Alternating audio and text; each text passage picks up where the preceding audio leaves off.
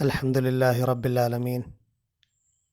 അല്ലാഹുമ്മ സ്വല്ലി അലാ മുഹമ്മദിൻ വഅലാ ആലിഹി വസ്വഹാബിഹി അജ്മഈൻ. അഊദു ബില്ലാഹി മിനശ് ശൈത്വാനിർ റജീം. ബിസ്മില്ലാഹിർ റഹ്മാനിർ റഹീം. ഔ കല്ലദീ മർറ അലാ ഖറിയത്തിൻ വഹിയ ഖാവിയത്തുൻ അലാ ഉറൂഷിഹാ ഖാല അന്നാ യുഹ്യീ ഹാദിഹില്ലാഹു ബഅദ മൗതിഹാ ഫഅമാതഹുല്ലാഹു മിഅത ആമിൻ സുമ്മ ബഅസഹു ഖാല കം ലബിസ്ത ഖാല ലബിസ്തു യൗമൻ ഔ ബഅള യൗം ഖാല ബൽ ലബിസ്ത മിഅത ആമിൻ ഫൻളുർ ഇലാ തുആമിക വശറാബിക ലം യതസന്നഹ് വൻളുർ ഇലാ ഹിമാരിക വലിനജ്അലക ആയത്തൻ ലിന്നാസ് വൻളുർ ഇലൽ ഇളാമി കൈഫ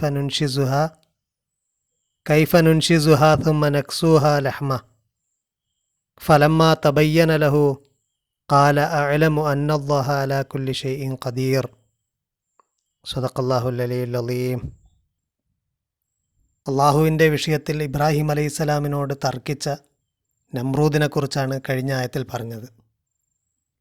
ഇബ്രാഹിം അലൈഹിസ്സലാം പറഞ്ഞു, ഇത് ഖാല ഇബ്രാഹിമു റബ്ബിയല്ലദീ യുഹ്യീ വ യുമീത്തു, എൻ്റെ റബ്ബ് ജീവിപ്പിക്കുന്നവനും മരിപ്പിക്കുന്നവനുമാണ് എന്ന് പറഞ്ഞപ്പോൾ നമ്രൂദ് പറഞ്ഞത് ഞാനും ജീവൻ നൽകുകയും മരണം വിധിക്കുകയും ഒക്കെ ചെയ്യുന്നുണ്ടല്ലോ എന്നാണ്. നിന്റെ റബ്ബ് മാത്രം വിചാരിച്ചാൽ അങ്ങനെ സംഭവിക്കുമോ എന്ന ഒരു ന്യായമായിരുന്നു നമ്രൂദിനുണ്ടായിരുന്നത്. ആ ആയത്ത് തുടങ്ങുമ്പോൾ അലം തറ എന്നാണ് തുടങ്ങിയത്. നീ കണ്ടില്ലേ, നീ അറിഞ്ഞില്ലേ, ഇബ്രാഹിമിനോട് തർക്കിച്ചവനെ നിനക്കറിയില്ലേ. കുറച്ചായത്തുകൾക്ക് മുമ്പ് ഇതേ ഒരു പ്രയോഗം തന്നെ വന്നിട്ടുണ്ട്. അലം തറ ഇലല്ലദീന ഖറജൂ മിൻ ദിയാരിഹിം, തങ്ങളുടെ വീടുകളിൽ നിന്ന് പുറപ്പെട്ടു പോയ ആളുകളെക്കുറിച്ച് നിനക്കറിയില്ലേ, അവരെ നീ കണ്ടില്ലേ.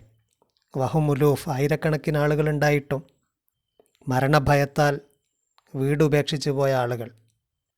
അവരുടെ കാര്യത്തിൽ അള്ളാഹു വിധിച്ചത് മൂത്തു, നിങ്ങൾ മരണപ്പെട്ടോളൂ എന്നാണ്. അതിനുശേഷം സുമ്മ അഹിയാഹും, അവരെ അള്ളാഹു ജീവിപ്പിക്കുകയാണ് ചെയ്തത്. മൃതാവസ്ഥയ്ക്ക് ശേഷം അള്ളാഹു അവർക്ക് ജീവൻ നൽകി. അവിടെ പറഞ്ഞ അലം തറ എന്നുള്ള അതേ ശൈലിയിൽ അതേ പ്രയോഗമാണ് ഇബ്രാഹിം അലൈഹിസ്സലാമിൻ്റെ സംഭവം പറയുമ്പോൾ അള്ളാഹു പറഞ്ഞത്. അലം തറ ഇലല്ലദീ ഹാജ്ജ ഇബ്രാഹിമ, ഇബ്രാഹിമിനോട് തർക്കിച്ചവനെ നീ അറിയില്ലേ, അവനെക്കുറിച്ച് നിനക്കറിയില്ലേ. അതിനുശേഷം ഔ കല്ലദീ മർറ അല ഖറിയത്തിൻ, ഇവിടെ ഔ കല്ലദീ എന്ന് പറഞ്ഞത് നേരത്തെ പറഞ്ഞതിൻ്റെ തുടർച്ചയാണ്.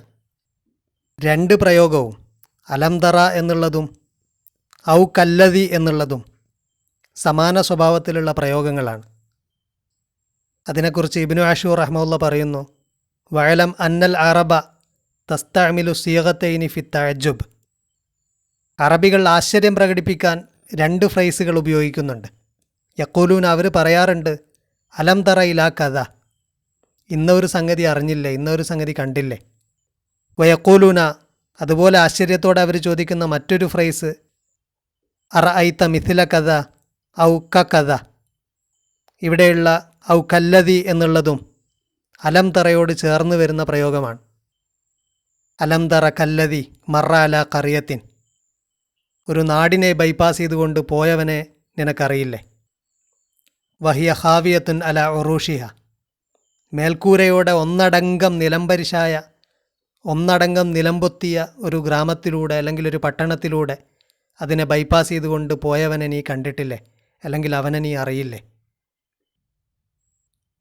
ഇവിടെ പരാമർശിക്കപ്പെട്ട വ്യക്തി ആരാണ് എന്ന വിഷയത്തിൽ ഖുർആൻ വ്യാഖ്യാതാക്കൾക്ക് വ്യത്യസ്ത അഭിപ്രായങ്ങളാണുള്ളത്.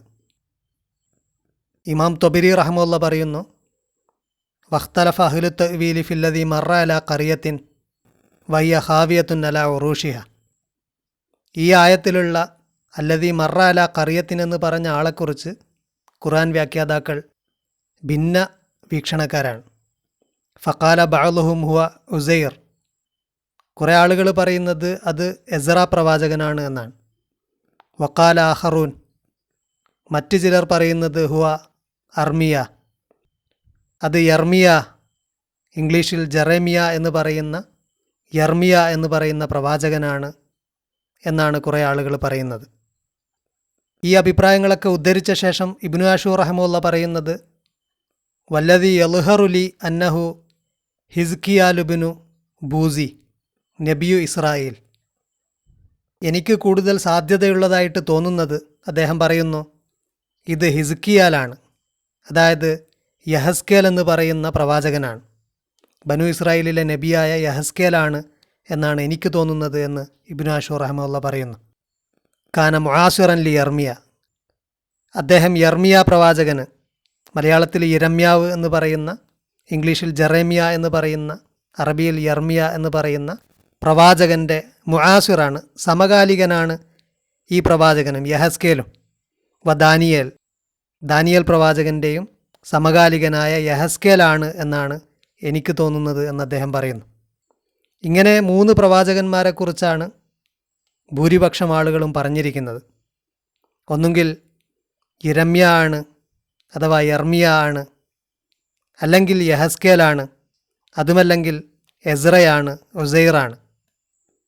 ഈ കാര്യം വിശദീകരിക്കുമ്പോൾ ഇബ്നുൽ ജൗസി റഹ്മത്തുള്ളാഹി അദ്ദേഹത്തിൻ്റെ തഫ്സീറിൽ താബീങ്ങളിൽപ്പെട്ട വളരെ പ്രബലനായ ഖുർആൻ വ്യാഖ്യാതാവ് ഇമാം മുജാഹിദ് റഹ്മത്തുള്ളാഹിയെ ഉദ്ധരിച്ചുകൊണ്ട് പറയുന്നു, അദ്ദേഹത്തിൽ നിന്നും റിപ്പോർട്ട് ചെയ്യപ്പെട്ടിട്ടുണ്ട്, അന്നഹു റജുലുൻ കാഫിറുൻ ഷക്ക ഫിൽ ബഅത്ത്, ഉയർത്തെഴുന്നേൽപ്പിൻ്റെ കാര്യത്തിൽ സംശയമുണ്ടായിരുന്ന ഒരു നിഷേധിയായ മനുഷ്യനായിരുന്നു ഈ വ്യക്തി. നഖലാൻ മുജാഹിദ് ഐലൻ, മുജാഹിദ് റഹ്മത്തുള്ളാഹിയിൽ നിന്ന് ഉദ്ധരിക്കപ്പെട്ട മറ്റൊരു വിശദീകരണം അതാണ്. മുജാഹിദ് റഹ്മത്തുള്ളാഹിയിൽ നിന്ന് തന്നെ ഇരമ്യ പ്രവാചകനാണ്, യർമിയ ആണെന്ന് റിപ്പോർട്ട് ചെയ്യപ്പെട്ടിട്ടുണ്ട്. മറ്റൊരു റിപ്പോർട്ട് മുജാഹിദ് റഹ്മത്തുള്ളാഹിയിൽ നിന്ന് വന്നതായിട്ട് ഇബ്നുൽ ജൗസി റഹ്മത്തുള്ളാഹി പറയുന്നത് അതൊരു കാഫിറായ വ്യക്തിയാണ് എന്നാണ്. അതുപോലെ ഇമാം സമഖ്ശരി റഹ്മത്തുള്ളാഹി അദ്ദേഹത്തിൻ്റെ തഫ്സീറിൽ പറയുന്നത്, വൽമാറു കാന കാഫിറൻ ബിൽ ബഅത്ത്, ഈ നടന്നു പോയ, ബൈപ്പാസ് ചെയ്തു പോയ ആൾ ഉയർത്തെഴുന്നേൽപ്പിൽ അവിശ്വാസമുണ്ടായിരുന്ന ഒരു വ്യക്തിയാണ്. വഹുവല്ലാഹിറുൽ ഇന്തിലാമിഹി മഅ നമ്രൂദ്, ഇതൊരു കാഫിറായ വ്യക്തിയാണ് എന്നുള്ളത് നമ്രൂദിൻ്റെ സംഭവം പറഞ്ഞതിന് തുടർന്നിട്ട് അതിനോട് ബന്ധപ്പെടുത്തി തന്നെ ഈ സംഭവം പറയുന്നതിലും അപ്പാരൻ്റ് ആണ് എന്ന് ഇമാം സമഖ്ശരി റഹ്മത്തുള്ളാഹി പറയുന്നു. അതുപോലെ ഈ പട്ടണം ഏതാണ് എന്ന വിഷയത്തിലും 2 അഭിപ്രായമുണ്ട്. എന്നാൽ പ്രബലമായ ഭൂരിപക്ഷം ആളുകളും പറഞ്ഞിരിക്കുന്നത് അത് ജെറുസലേമാണ്, ബൈത്തുൽ മഖ്ദിസാണ്, നബൂക്കദ്നസർ തകർത്ത സമയത്തുള്ള ബൈത്തുൽ മഖ്ദിസാണ് എന്നുള്ളതാണ്. നബൂക്കദ്നസർ രാജാവ് ജെറുസലേം ആക്രമിച്ചതിനെക്കുറിച്ച് മുമ്പ് നമ്മൾ പറഞ്ഞിട്ടുണ്ട്, ജെറുസലേം ആക്രമിക്കുകയും പള്ളി തകർക്കുകയും ചെയ്തതിനെക്കുറിച്ച്. അദ്ദേഹം നിയോ ബാബിലോണിയൻ എംപയറിൻ്റെ ശക്തനായ രാജാവാണ്. വലിയ ജൈത്രയാത്രകൾ നടത്തിയ, നിയർ ഈസ്റ്റ് മുഴുവൻ അടക്കി ഭരിച്ച, മെസപ്പൊട്ടേമിയയിലെ എല്ലാ ഭാഗങ്ങളും ഉൾപ്പെടുന്ന നിയോ ബാബിലോണിയൻ എംപയറിൻ്റെ ഒരു രാജാവാണ്. അദ്ദേഹം ജെറുസലേം ആക്രമിക്കുന്നത് 597 BCEയിലാണ്. ആദ്യമായിട്ട് ആക്രമിക്കുന്നത് 597 പിന്നീട് 10 വർഷത്തിന് ശേഷം 587 വീണ്ടും ആക്രമിക്കുകയും പള്ളി തകർക്കുകയൊക്കെ ചെയ്യുകയാണ്. ആദ്യ തവണ തന്നെ 597 അദ്ദേഹം അനേകം പേരെ ബന്ദികളാക്കി കൊണ്ടുപോകുന്നുണ്ട്. അങ്ങനെയാണ് ബനു ഇസ്രായേലിയർ ബന്ദികളായിട്ട് ബാബിലോണിയയിൽ കഴിയുന്നത്. ബാബിലോണിയൻ ക്യാപ്റ്റിവിറ്റിയുടെ കാലം അതാണ്. 597 ആദ്യമായിട്ട് അദ്ദേഹം ആക്രമിക്കുന്നത്. ജെറുസലേമിൻ്റെ പതനത്തെക്കുറിച്ച് അക്കാലഘട്ടത്തിലുണ്ടായിരുന്ന പ്രവാചകന്മാർ വാണിംഗ് നൽകുന്നുണ്ട്. അതുപോലെ അന്നത്തെ ജൂതരുടെ ധാർമ്മികവും ആത്മീയവുമായിട്ടുള്ള പതനത്തെക്കുറിച്ചും ഉണർത്തിക്കൊണ്ട് അക്കാലഘട്ടത്തിൽ ജീവിച്ചിരുന്ന പ്രവാചകന്മാരായ ഇരമ്യ പ്രവാചകൻ, അതുപോലെ യഹസ്കേൽ പ്രവാചകൻ, പിന്നീട് ദാനിയേൽ പ്രവാചകർ, ഇവരൊക്കെയും അക്കാലഘട്ടത്തിലുണ്ടായിരുന്ന ആളുകളുടെ പതനത്തെക്കുറിച്ച്, അവരുടെ വിശ്വാസപരവും ധാർമ്മികവുമായ അധപതനത്തെക്കുറിച്ച് സംസാരിക്കുന്നുണ്ട്. ഈ പ്രവാചകന്മാരൊക്കെ ബാബിലോണിയൻ ക്യാപ്റ്റിവിറ്റിയിൽ കഴിഞ്ഞവരാണ്. നബൂക്കദ്നസർ രണ്ടാമൻ 597 ബന്ദികളാക്കി പിടിച്ചുകൊണ്ടുപോയവരിൽ പെട്ടവരാണ്. ഇതിൽ ദീർഘകാലം ജീവിച്ച ആൾ ദാനിയേൽ പ്രവാചകനാണ്. അദ്ദേഹം നബൂക്കദ്നസർ രാജാവിൻ്റെ അന്ത്യവും അതിനുശേഷം നിയോ ബാബിലോണിയൻ എംപയറിൻ്റെ പൂർണ്ണമായ പതനവും കാണുകയും കിങ് സൈറസ് 539 ബാബിലോൺ പിടിച്ചടക്കുന്നതൊക്കെ കണ്ട ആളാണ്. അതിനുശേഷമാണ് ക്യാപ്റ്റിവിറ്റിയിൽ കഴിഞ്ഞിരുന്ന, ബന്ദികളായി കഴിഞ്ഞിരുന്ന ആൾക്കാർക്ക് തിരിച്ചു വരാനും വീണ്ടും പള്ളി ഉണ്ടാക്കാനും ഒക്കെ കഴിഞ്ഞത്. ഇവിടെ പരാമർശിക്കുന്ന പട്ടണം ജെറുസലേമാണെങ്കിൽ അത് നിലംപരിശായി നിലംപൊത്തി നിൽക്കുന്ന അവസ്ഥയിൽ അതിനെ ബൈപ്പാസ് ചെയ്തു പോകുന്ന മനുഷ്യൻ, അതൊരു കാഫിറായ മനുഷ്യനാണെങ്കിൽ ഏറ്റവും കൂടുതൽ സാധ്യത നെബൂക്കദ്നസർ രാജാവിന് തന്നെയാണ്.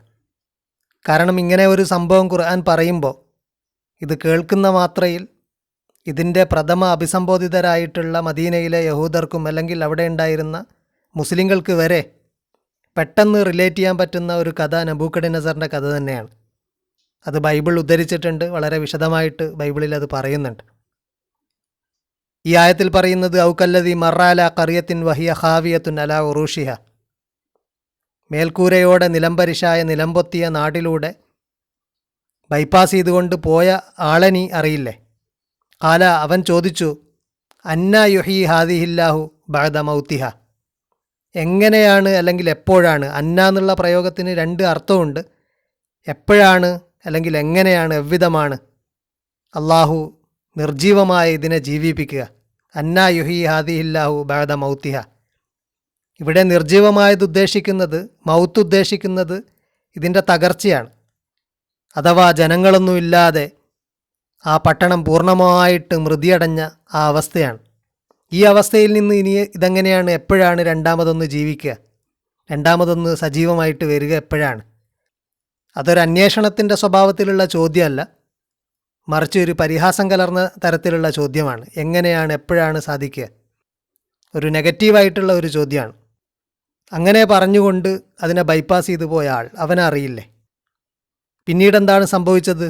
ഫ അമാത്തഹുല്ലാഹു മിഅത്ത ആമിൻ സുമ്മ ബഅസ, അവനെ അള്ളാഹു മരിപ്പിച്ചു 100 വർഷം, എന്നിട്ട് അവനെ ജീവിപ്പിച്ചു.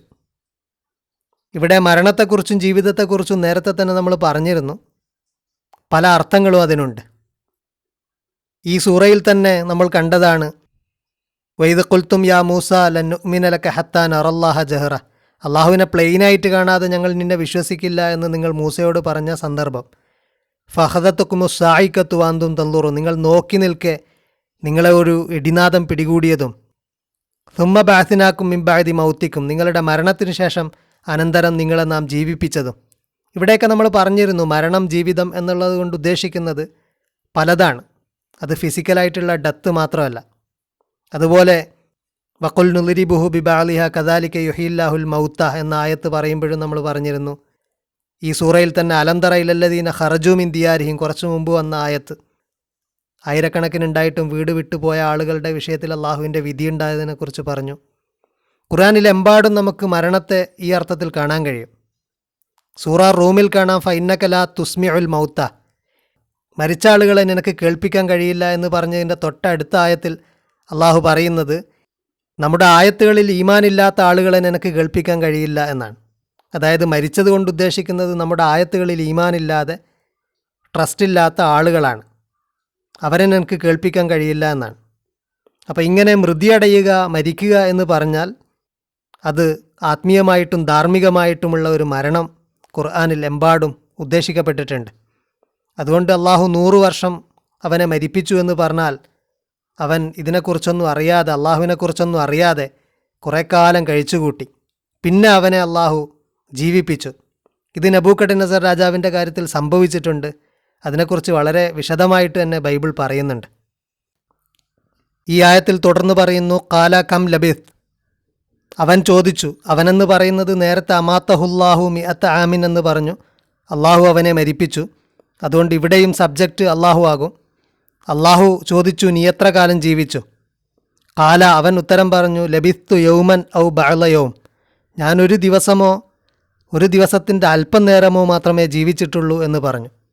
ഖാല, അവൻ പറഞ്ഞു, ബൽ ലബിത്ത മിഅത്ത ആമിൻ, നീ 100 വർഷം ജീവിച്ചു എന്ന് പറഞ്ഞു. ഫൻളുർ ഇലാ തുആമിക വ ശറാബിക ലം യതസന്ന, നിന്റെ ഭക്ഷണത്തിലേക്കും നിന്റെ പാനീയത്തിലേക്കും നോക്കൂ, അല്ലെങ്കിൽ അതിനെക്കുറിച്ച് ആലോചിച്ചു നോക്കൂ. ലം യതസന്ന, പഴക്കം വന്നിട്ടില്ലാത്ത, കേട് വന്നിട്ടില്ലാത്ത നിന്റെ ഭക്ഷണത്തെക്കുറിച്ചും നിന്റെ പാനീയത്തെക്കുറിച്ചും നീ ചിന്തിച്ചു നോക്കൂ. വൻളുർ ഇല ഹിമാരിക്ക, നിന്റെ കഴുതയെക്കുറിച്ച് ആലോചിച്ചു നോക്കൂ. വലി നജ്അലക ആയത്തൽ ലിന്നാസ്, നിന്നെ ജനങ്ങൾക്കൊരു ആയത്താക്കാൻ വേണ്ടിയാണ് നാം അങ്ങനെ ചെയ്തത്. വൻളുർ ഇലൽ ഇലാം, എല്ലിനെക്കുറിച്ച് നീ ഒന്ന് ആലോചിച്ചു നോക്കൂ. കൈഫ നുൻഷിസുഹ സുമ്മ നക്സൂഹ ലഹ്മ, ആ എല്ലുകൾ നാം എങ്ങനെ കൂട്ടിയിണക്കുകയും എന്നിട്ടവയെ മാംസത്തിൽ പൊതിയുകയും ചെയ്യുന്നുവെന്ന് നീ ആലോചിച്ചു നോക്കൂ. ഫലമ്മ തബയ്യന ലഹു കാല അഅലമു അന്നല്ലാഹ അലാ കുല്ലി ഷൈഇൻ ഖദീർ, അദ്ദേഹത്തിന് കാര്യം വ്യക്തമായപ്പോൾ കാല, അദ്ദേഹം പറഞ്ഞു, അഅലമു, ഞാൻ അറിയുന്നു, അന്നല്ലാഹ അലാ കുല്ലി ഷൈഇൻ ഖദീർ, അള്ളാഹു എല്ലാ കാര്യത്തിൻ്റെ മേലെയും ഖദറുള്ളവനാണ്, അവൻ ഖദീറാണ് എന്ന് ഞാൻ മനസ്സിലാക്കുന്നു. ഇതിൻ്റെ കൂടുതൽ വിശദീകരണം ഇൻഷാ അല്ലാഹ് അടുത്ത ഭാഗത്ത് അടുത്ത ക്ലാസ്സിൽ നിർവഹിക്കാം. വാഖിർ ദഅവാന അനിൽ ഹംദുലില്ലാഹി റബ്ബിൽ ആലമീൻ.